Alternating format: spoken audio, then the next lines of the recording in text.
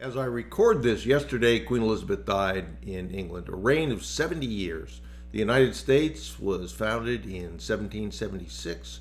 If I do my math right, that's 246 years ago, and she reigned for 70 years, or almost 30% of the history of the United States. Pretty amazing. I don't know all the reasons why we feel so close to the monarchy in England. Certainly, back in 1776, we didn't feel very close as we broke off, and there was a William Whipple that signed the Declaration of Independence. But be that as it may, we do.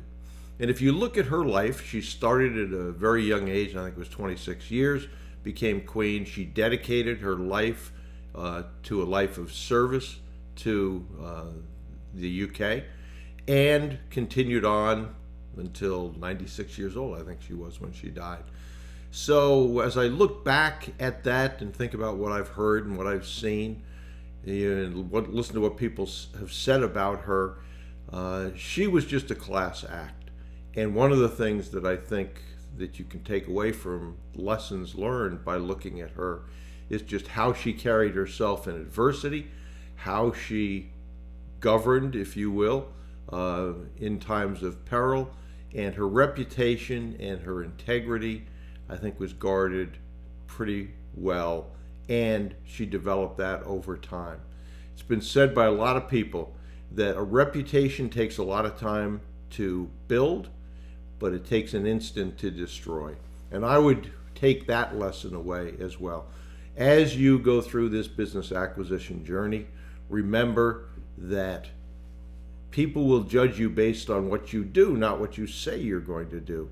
So there are deals that you get into, you said you're going to do something. There are business arrangements, you said you were going to do something. Sometimes it'll cost you money, but follow through on what you said you were going to do.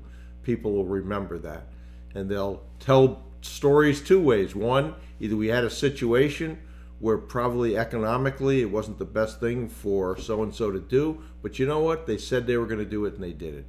And that reputation will precede you and carry forward. Conversely, if you break your word, break your integrity, if you will, more people will tell that story. So remember that as you go forward.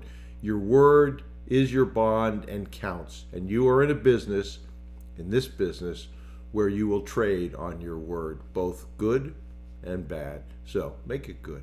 So if you are getting these podcasts, great. If you're getting my emails, great. If not, go over to brucewhipple.com.